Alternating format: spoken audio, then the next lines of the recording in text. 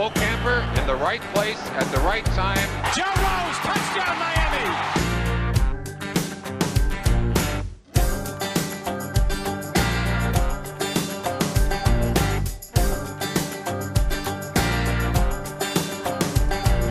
All right, welcome back to Out to Pasture. Kim, Bo Camper, Joe Rose. Joe, can you believe we've got 15 episodes in the bank? We're kind of rounding up to the end of the year, so we thought we'd go back and look back at all the episodes we had, all the old people we've had, and do a little best of for all our friends. And before we start, we certainly want to thank everybody that's watched us. We want to thank people that have subscribed to us. We want to thank people that have liked us. And if you didn't like us, why the hell haven't you? And why haven't you subscribed? But I'm just saying that. I'm not saying it bad. I'm just saying that. So we're kind of going to see what we do. It's been pretty fun, Joe. We've got a lot of different, lot of different people here, a lot of different laughs, and kind of hoping we deliver some messages of health and what you can do in your aging years. You know, Bo, it's every one of our interviews. There'll be something that just sticks with you from everybody. That one moment, and it's been some great stuff, health-wise as well. When we started, I didn't even know what a podcast was. I didn't even know how to get on a podcast. I just learned how to spell it. I don't think you were any better. You were any better than me. But we reached out to one of our favorites, Larry Csonka, and he was so generous with us, and so got to talk to him, and we told him what the podcast was about. And boy, I'll tell you what, he hit the nail on the head as soon as we got on the phone with him. Man, I call him the godfather of the Miami Dolphins. Yeah. When you look at that face out in front, I always think of Larry Csonka. Still our most popular episode. Let's kind of hear what he had to say. Good to be with you guys, and let's talk about that old thing. I want to get into that. There, here it is. So let's start out with this, Larry. So let me ask you this: of all the hits you took during your entire career, over and over, and you were the one that was usually dishing out the punishment, but you certainly got some of your own. How's your body feel right now after all that punishment at the age 77 right now? Slow. Everything is paramount to the decade that you're in. Now, you guys have followed me. You're one or two decades behind me, but I'm in that third one out front. And right around, I'm going to say 75 to 72 to 75. Yep. Used to be prior to that time that all the hits from football over the years, all the hits you've taken, from bicycles, everything, all the way through the accruement of all that through your life. You keep fighting it off, and you just, you put a Band-Aid on it, you take an aspirin, whatever you got to do. But then around 75, it just starts to catch up. At least in my lifetime, that's how it's happened. It got up at 75 to where I really had to do things about it. They had to replace a hip. They had to put a valve in the heart. They start giving you pieces and different things. And that's all okay, as long as you don't decide to be old. There you go. I've seen you guys talk about this. Yep. I've seen you guys talk about this. Yep. And your definition of it comes back to the same thing that made you pro football players, that made you excellent athletes. You just don't give in. Yep. Right. That's the whole thing about fighting off age. Yep. Don't give in. Oh, hell. First time I saw him, Shula comes to us in 1970 and sits up in front of us. It's the late season. We're the union's on strike. Everything's terrible. And we're in 90-degree heat in August. And he gets up in front of us, and the first friggin' thing that he says is, we're going to use this heat to our advantage. Now, how the hell do you 96-degree heat to your advantage? He says, we're going to become immune to it. We're going to work out 4 times a day to catch up, two in shorts and shoulder pads in the morning and the evening, and then 2 during the main part of the day in full pads. And we're going to catch up. And I said, I couldn't help it. It just jumped out of me. Me, I figured I was gone anyway. I'm a power running back. Who's never had one of those. I figured I'm gone anyway. So what do I got to lose? I said, you mean if we live? And he stopped. And the way he used to do it, he pointed at me. He said, my office after the meeting. Went right back to what he was talking about, But, over the next weeks, I realized what he was talking about. Practice did get, it was almost unsurvivable at first. Yeah. Guys were falling off left and right. But eventually we did just what he said. Yep. It's that deciding to do it and sticking to it. The same thing. It's a parallel from becoming athletes in that kind of heat. Other people would come down, and you saw it many times. Yeah. They would wilt in the end of the third quarter. Yeah. They would wilt, and we'd still be going strong because the maniac had run us through all that stuff. Larry and Shu. It's funny. We've talked to different Dolphin players, and you'll see some of them as we're going along here. And somehow, no matter where you go, always leads back to Don Shula at always. Some point. Everything. And you can see they're close, but at the same time, their relationship was one of the most entertaining things you ever hear those stories with. I talk to a lot of people about the podcast, and I go around and Seth and me, we go around and speak at some of these, senior centers and try to get people, feeling good about their health. And they go, "Hey, is it just athletes?" And I said, "No. We're trying to get diversified here." We done a couple authors. We had your guy Mike Silver, an author, and then one of our really good guests, a local guy that we both know, Dave Barry, humorist. He's been in 500 syndicated in 500 newspapers, bestsellers, made a movie, and he joined us for a while. One of the most creative, entertaining human beings we've ever had here in South Florida. No doubt, really. And 2 daughters in their 20s right now too. Nothing I do is cool. Like anything I say or anything or put something on social media, they go, "Oh, shit, don't put that. It's so stupid. Oh, my God." Yeah. Are you getting that still, too, as cool as you are? All the time. I've never been cool to my kids. But I just say you have to go with it. Go with it. Your job as a parent is to embarrass your children. And I have the ultimate story of that. This happened when my son Rob, my son's now in his 40s, but back in the 90s, I got a call at the Miami Herald from the Oscar Mayer Corporation, and they were bringing the Oscar Mayer Wienermobile to Miami. This is my son. My son was in middle school at the time, and there's nothing more embarrassing to a child in middle school than a parent. I mean, it doesn't matter who you are, you're embarrassed. So the Oscar Mayer people call me. And I had a nationally syndicated column at the time, and they said, "We're bringing the Wienermobile to Miami. Would you like to drive it for a day?" And I said, "Of course." I wanted, I knew exactly what I wanted to do. I wanted to pick my son up at middle school. Oh my God! and so this is a legend in my family. Rob comes out of the middle school, and there's all these moms in their minivans, and then looming up is this big hot dog with a loudspeaker going, "Rob Berry, please report to the Wienermobile."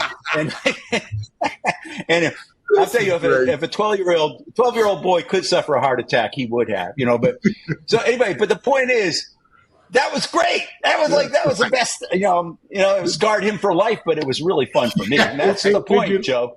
That's the point. You should go with it. Don't worry about embarrassing them. Did you at least give him one of those little whistles that looked like the Wienermobile? Yes, I have. I got the whistles. I had everything. All right, Joe, we talked about, humor stuff. And, one thing that you and I talked about when we did this podcast, we wanted to help some people that are our age. I'm 70. You're what, 67? 67. 67. And fast. Boy, you're going to be at 70. When you get to 70, I know how that works. You get, it goes. You know how it goes. It goes like this. When I was 50, they go 50 is the new 30, right? Then they said 60 is the new 40. Now they say 70. I no bullshit. 70 is 70. So you're kind of rounding up to that. I'm starting to feel it. But so we wanted to talk about different things, and I was going through some hard issues. You've gone through some hard issues, and we also talk about mental health. That for guys that played in sports, and I don't care if it's football, basketball, baseball. Yeah. And look, even people out there that are prideful, they feel like if you talk about mental health, it's you're kind of a little bit weak. Bo, it's amazing the amount of athletes in all sports now.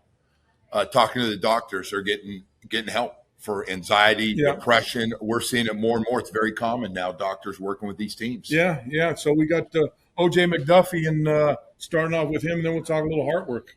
Most guys don't have an audience anymore. And I think that really is one of the biggest problems that these guys have. They're not the same person that they were. I can talk about, my mom, but my career ended. That was the first problem when I realized that I had an issue and never sought help. Then my mom passed away. Still had a problem. Didn't seek help. the loneliness, the drinking, you know, the trying to find a way to fit in somewhere, you know, was all part of it. I'm going through it now as well with my family now because, you know, my wife Fran, she put it out there. She said, OJ, you put your fans before your family. And I said, that's all I knew was my fans. I needed that. I needed my fans. That's why I still kind of cater to my fans. But then, you know, your family suffers in those situations. And so we suffer. We suffer as people when it comes to reaching out for help. I started reaching out for help right before the pandemic. And thank goodness I did. You know, saw a psychiatrist. I see a psychologist now. My guy that I see, I was seeing him every other week. Now I see him once a month now. And it's been a blessing for me. It really has, man. And for guys like us, these alpha males, to reach out and to get help, it's critical. It really is, man, because, you know, we like you talked about, Bo, you know, hell, I've had some dark days. I really have. There's been days where, you know, that you can't reach me. There's been days when I don't want to go outside. Joe, that's a lot of good stuff there. You know, Juice. Well, I'd say Juice was really one of the best guests we've had as far as really laying it out there and telling people, going through his experience and what he's gone through. And we got a lot of comments about him, and certainly Dr. Bush too. Well, great appreciation for OJ to open up. As by the way, known as always one of the toughest guys to ever wear a Dolphins uniform. No receiver any tougher than OJ McDuffie for sure. Joe, we both grew up baseball fans. We're both Giant fans, National League baseball fans, and so we had to reach out to someone in baseball. Yeah, and we reached out to one of the greatest baseball players. I think when you look at all time, if you rank him, he's certainly somewhere in the top 10. I would bet. And maybe number one all time for his position. Well, no doubt for his position. Yeah. But Johnny Bench was good enough to join us, and boy, he has some great stories. And wow. You know, you imagine this guy. You know, the funny thing is, we talked about him. I said, Johnny, you played catch all that time. Your knees must be horrible. Oh no, my knees are fine. Yeah. It's everything else that hurts. Yeah, you know, it's incredible. In the old days of professional baseball, how many games they played. They didn't get a rest like today's players. It's one of the things he talked about. Doubleheaders every Sunday. Yeah, doubleheaders. Yeah. And you catch both of them. Yeah. And all the extra innings and everything else. Yeah. Yeah, he had some good ones. I got ran over at home plate by Gary Matthews in Philadelphia. He hit me with his forearm right there with the ulnar bone and just crushed the AC joint. So the acromial and the clavicular connect, and there's cartilage in between, and it crushed that. And so I had 6 cortisone shots every 3 weeks so I could finish the season. That was in April. So I went the entire year putting 6 cortisone shots every 3 weeks just so I could finish the year. And that's basically, you know, what it meant to be in the game every day. Yeah. They weren't going to take you out. Because Sparky used to say, I'd say to Sparky, ever going to get a day off? He crooked that finger, you know. Let me put it to you this way. If we're behind them, we'll catch you to catch up. If we're tied, I'm going to catch you to get ahead. If we're ahead, I'm going to catch you to stay ahead. I said, I'm not getting a day off, am I? No, you're not getting a day off. You know, Johnny, I saw the numbers. It's incredible. Like 54 games in a row and 154 of 158 games you caught. It's incredible. The point I know you've said, like, I was gassed and like, hey, do you mind? Can I get a day off here or there? It was incredible. Just talk about going through that where you were catching every friggin' day. 54 days in a row. And I was 20 years old. I was the last one off the bus because I'm just after the accident, only a couple of years. So my back was killing me and everything. But I was the last one off the bus. I couldn't straighten up and everything else. And on about the 54th day or 53rd day, we're playing the Dodgers on a Sunday afternoon. Now, we had played on Saturday night, and we played 15 innings. So we had Johnny Holstaff pitch. Everybody on the staff. They pitched. And so now we're out there the next day, and it's Sunday in Crosley Field. It's 90 degrees. We got wool uniforms on, and we're down 10-0. And it's about the 6th inning. And here comes Jerry Arrigo. Well, I'm thinking, why in the hell am I still in the game here? I mean, this is the 53rd. And Jerry, and I'm tired. I am whipped. And so Jerry had a really good curveball. So I called curveball, and he said, no. I called curveball, and he said, no. Called curveball, he said, no. I said, well, throw the fastball. I was so tired, I couldn't put my glove up. So I reached out and caught it like that and threw it back to him. So during that streak, how many double headers did you play in during that streak? Well, we played just about every other Sunday, so you can imagine. Yeah. I did get one of my claims to fame, if you guys ever believe that I played center field, but I played everything but short, second, and pitch. But I was in center field when Hank Aaron got his 3,000th hit. That's wow. My favorite memories. And then I was at home plate when he did his 714th home run in Cincinnati on opening day. Joe Johnny, and you just remember that team, the Big Red Machine with all those guys, Pete Rose, Joe Morgan. I mean, Dave Concepcion. Dave Concepcion. You can go on and on and on with guys that big. Big George Foster with that black piece of wood that he smashed. Right.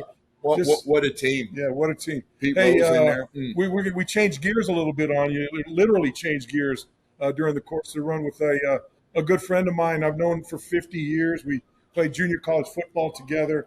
And, I've heard you talk about him for years and years.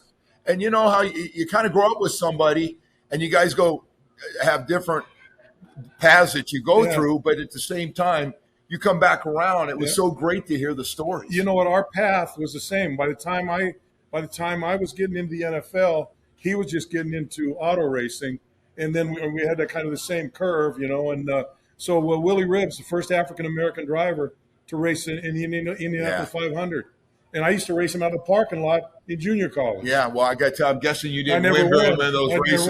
I got to tell you, he had stories amazing. You talk about racing in the South. Yeah. In the 60s and 70s. Yeah. I mean, what a story he had.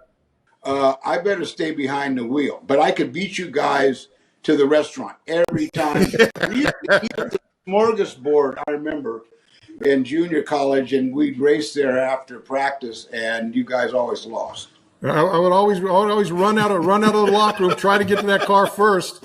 And even if I got to the car first, I was probably either second or third coming out of the parking lot and smelling some of your exhaust going down the highway 101 or whatever the hell that highway was. Yeah, that was that. They had just built They were just building 680. That's right. Right. They were just building it, and there was no cars on it. 5 o'clock in the morning, I caught a taxi back over to the London Hilton, and at 6 a.m. right on the dot, I heard the elevator doors open because I was sitting in the lobby by myself on a couch, and I heard the lobby doors in the air, whoosh. And I turn around, and out comes Ali in a blue tracksuit and black army boots. And he walked past me, so I got up and I followed him to the turnstile, going out in the parking lot. And I said, "Hi, champ." He said, "How you doing?" And I'm walking behind him. I said, "Can I run with you?" No, you can't run with me. I said, "Well, look, I waited up all night to run with you, and I'm from the United States." "You shouldn't have done that."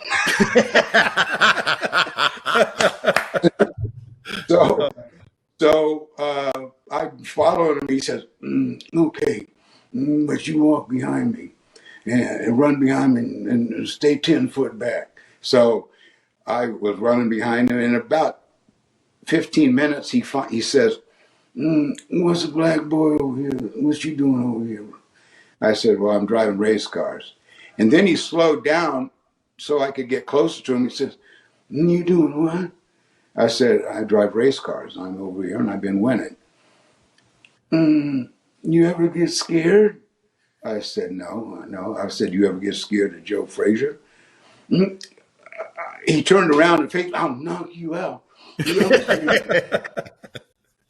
And so we ran and we were talking, and I was running side by side with him, and he was asking me about what it took. And then he says to me, he says, "You know, you're going to deal with, when you get back to America, you're going to deal with some problems, you know, and it's because you're black and you're in a white sport.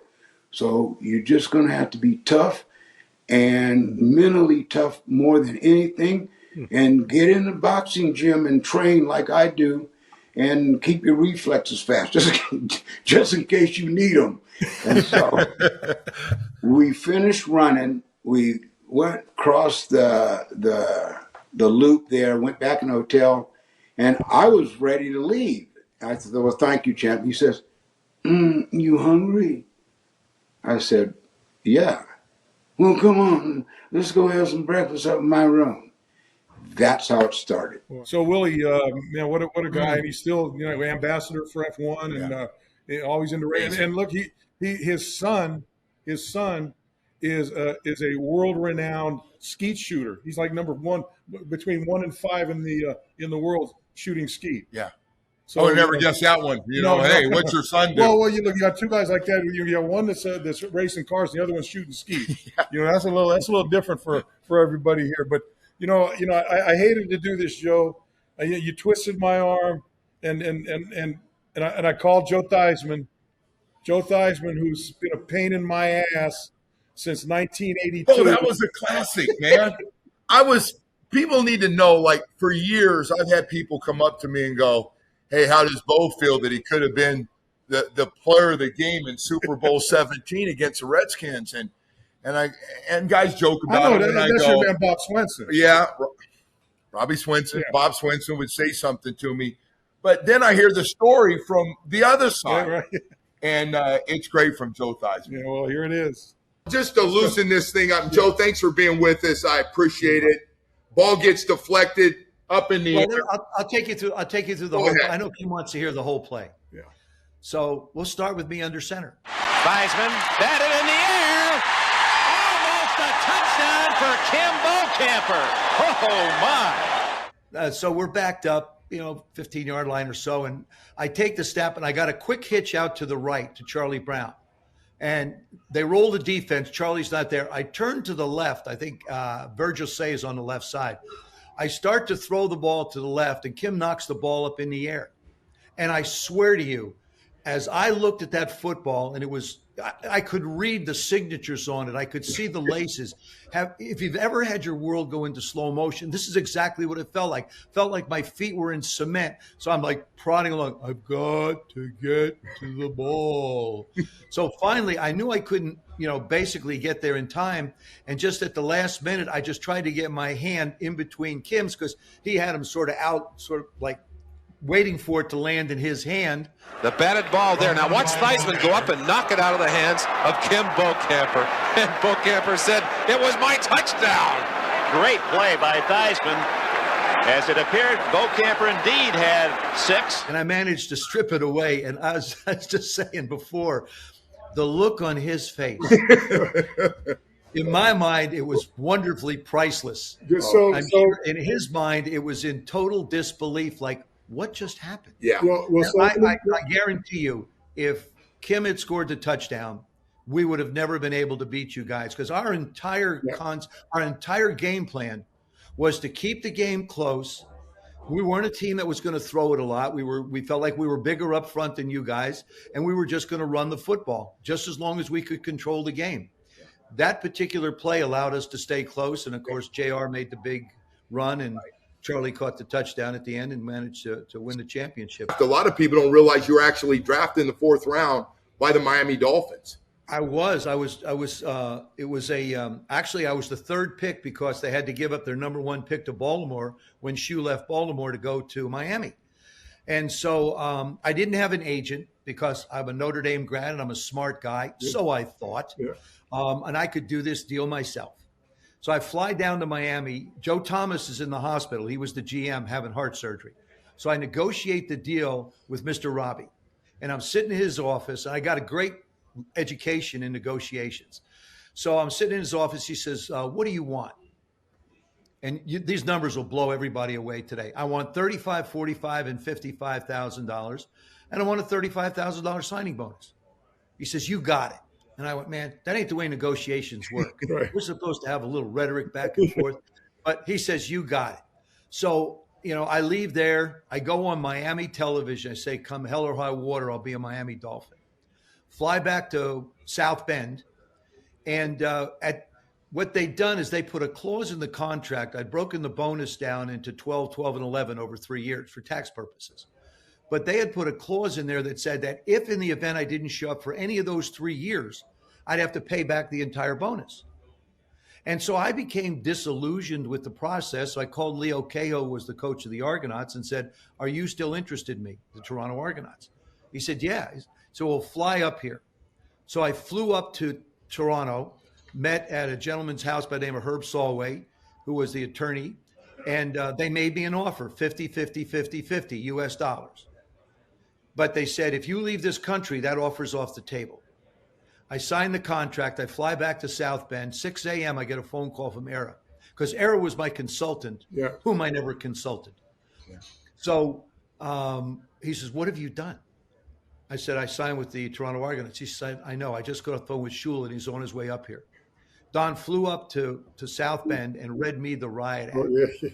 Oh, he was so angry and pissed off at me. And but I don't live in the past. It was, I love Toronto. Of course, the 3 years I wasn't there. And this is the thing that I say to every Miami Dolphin fan about the 72 team. I could have been the quarterback, because when I didn't go, Don went and got Earl Morrill. So Earl quarterbacked 9 of those games in 1972. Now, I couldn't have guaranteed that I'd win every game.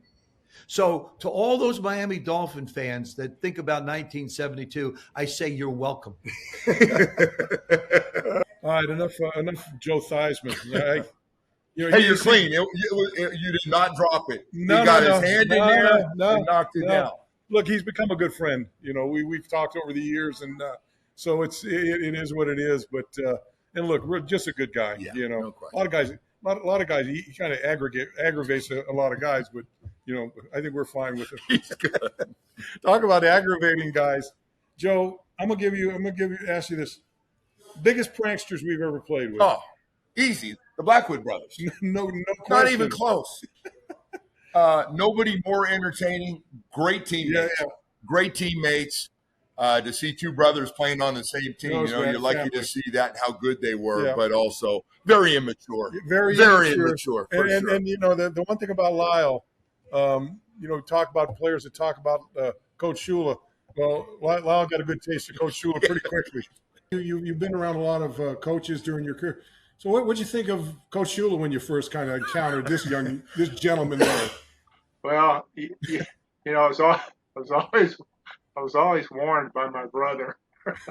And I thought, hey, I've been in the league so many years, almost double you. But I said, I've got it on tap. I know what I'm doing and everything. And so it was what was it? Preseason, Glenn?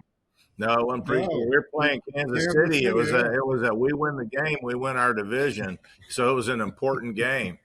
And so I said, Lyle, I'm telling you, this guy's different. He can chew. You won't have any butt left in your pants when he's done with you. You won't be able to pull your pants up because there ain't no butt. And he said, Lyle's like, "Oh, little brother, I know. I've been around the league. I've gotten chewed out before." I said, "I'm telling you, this guy's special."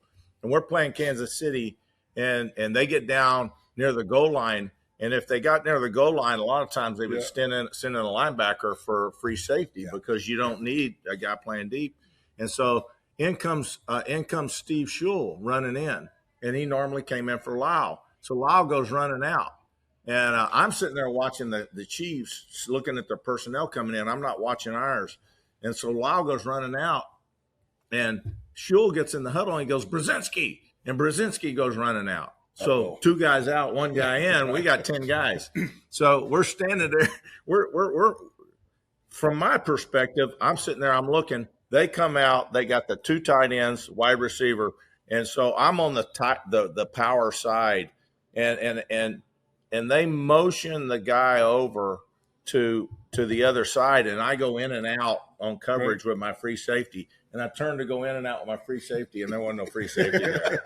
And so, unbeknownst to me, Lyle had gone out. So he's standing on the sideline, and he's sitting there looking, going, Shule. Brzezinski, who came in for you? And he goes, Shule. And he goes, "Oh, no." And he's standing. So let's hear it from Lyle. Wait. You got to hear this part. He's standing next to Orangebarger, standing next to Shula, and the play starts going. And sure enough, they run. And I'm sitting there. As soon as I saw it go over, I said, "I don't have a safety. Please don't run 119 arrow Q." There was one play I didn't want to run, 119 arrow Q, which was they stretched the two safeties. Well, we only got one safety, me, so I covered my guy. They throw to Lyle's touchdown, and Lyle's over there, and he's sitting there. And he's next to Arnsey, and he's going, "Oh no! Please don't run 119 arrow Q. Please don't run." And they run 119 arrow Q, and I mean, Shula hits the roof like he usually does, and yells at Orangebarger, and I'll let Lyle take it from there.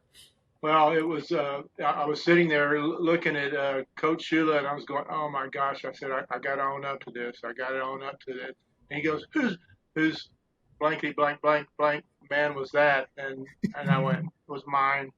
So I raised my hand, and at that point, everything was. It was just me and him. You know, he was just letting loose with everything he had, and I was thinking, I've never been talked to like this before. I said, Glenn told me about this, and I went over and just sat on the bench, and I was just fuming. I said, smoke was coming up out of my shoulder pads and everything, and Glenn just kind of, when he came off the field. Okay, hold on. Segue now out of that.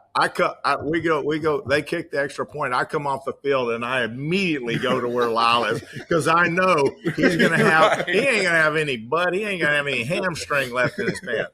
And I go over and Kozlowski's got a towel. And he's waving it, trying to cool Lyle off. Lyle, he's red in the face, and he's going. And I said, and he's going. Do you know what he called me? Do you know what he said to me? And I said, I told you the guy was special. All right, the two brothers, man, they're still close. Still close. You know, can you imagine? I think they get better as the years go on. Well, obviously you massage them a little bit, right? Yeah. But how would you have thought playing with your brother? If you had a brother you're playing with, I couldn't imagine. He didn't even know. Like, the team didn't even tell him. He literally looked up and goes, "What are you doing here?" He goes, "They signed me." Yeah. He goes, "I mentioned your name. I didn't know they were going to do it." Yeah. And look, I think they both got a dose of our next guy, Mark Super Duper, one of our favorite guys. I think everybody in the team, even guys that didn't play with Dupe, that are in the organization, they see Dupe. Everyone loves him. Dupe is one of the greatest teammates of all time. His name comes up all the time. And I said, besides being one of the fastest human beings I've ever seen on a football field, most explosive wide receivers, what a great guy. Yeah, now he's selling honey. He got beehives and he's selling honey. It's going to be big. You know what? Those bees fly pretty fast. I think Dupe could outrun some. Yeah, no question. Hey, Dupe, you know what they say, if I'm even, I'm leaving. You own that one, man. If I'm even, I'm leaving. No. I loved it. We had a good defense, but the thing is that I had to go full speed all the time. See, y'all could slack because y'all had jobs, not me. I went full speed all the time because my roommate, William Justin, used to say, I come in the room and he wouldn't even speak to me. I said, what's wrong? And he said, man, why you run so hard? I said, Johnson, that's what we're supposed to do in practice. And then he said, I'm trying to find a job. He said, but you know, sometime when it's relaxed day, the defense, you're supposed to let us cover you. I say, oh, hell no. So Dupe, I got to ask you, a lot of people consider you and Clay together one of the greatest combinations of wide receivers ever play together. You've had a chance through the years from now till what you've seen. Just how good were you two together? Well, you know, we was, you know, Clayton and I was a pair, you know, and Marino liked it to throw the ball at Clayton. All preseason, Clayton would get most of the balls in the preseason. And he's going to be mad at when he see this. He used to get most of the balls in regular season, too. He got more balls thrown to me. I don't care what he say. He can get mad all he wants. He got more balls thrown to him. But the thing is that with Clayton and I, we used to strive on beating people. You know, we used to strive on catching the balls. You know, I look over there and I see him catching the ball, and I say, okay, now it's my turn.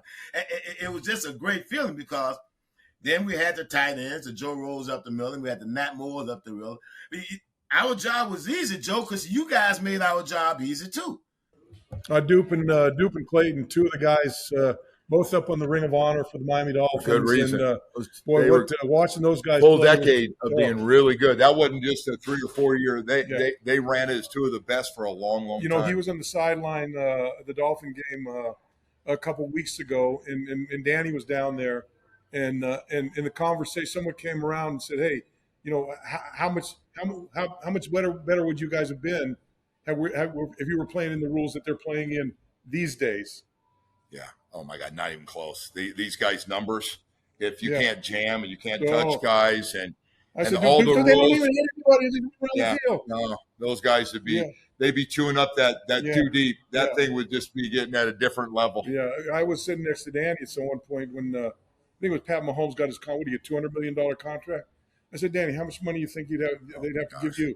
They'd have to give you $1 billion. No. His money would be a different level right now. No question. He's right.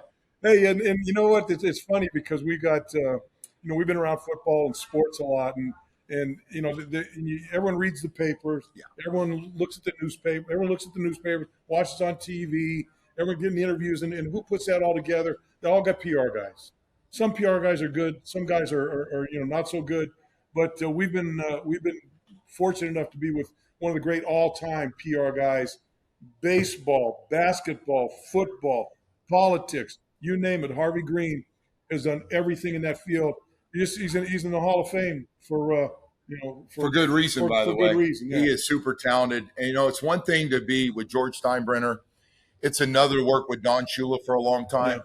You start talking about working with presidents of the United States. That's a whole different ballgame. That's a touchdown. That's a drop the mic moment right there. Especially for a guy that pulls all the buttons off his shirts when he gets them. Here's Harvey. I love the story. So you go from working for George and the New York Yankees, the owner of the New York Yankees, and now the Miami Dolphins are interested in hiring you. Talk about that when you let George know about that story. Oh, when you try, George will fire you if you're not loyal to him and go against what he actually tells you and means, but you just don't leave him. It's like the mafia. So I remember I went in, and when I got the job offer from Tim Robbie, I said, how am I going to, this is in the middle of the season now. This is during spring training down here, but the season's about to start because it's the off season for the Dolphins. So I said, how am I going to tell George that I'm leaving the Yankees? And so I go in one day and I say, while we're in Fort Lauderdale, I said, Mr. Steinbrenner, I hate to tell you this, but I got a job offer to be the PR director for Miami Dolphins. And so I'm going to leave the Yankees in a couple of weeks. And he said, Joe Robbie hired you? I said, yes, sir. He did. He said, well, we'll see about that. And I said, this doesn't look good. He picked up, he told his secretary, get me Joe Robbie on the phone. And obviously he knew Joe because he's down here in Fort Lauderdale. And I'm saying they're friends, but they know each other. So he gets on the phone, and it's not on speakerphone. I can just hear George's part of the conversation. Joe, George Steinbrenner here. Did you hire my PR guy? Oh, you did? Without talking to me? Yeah.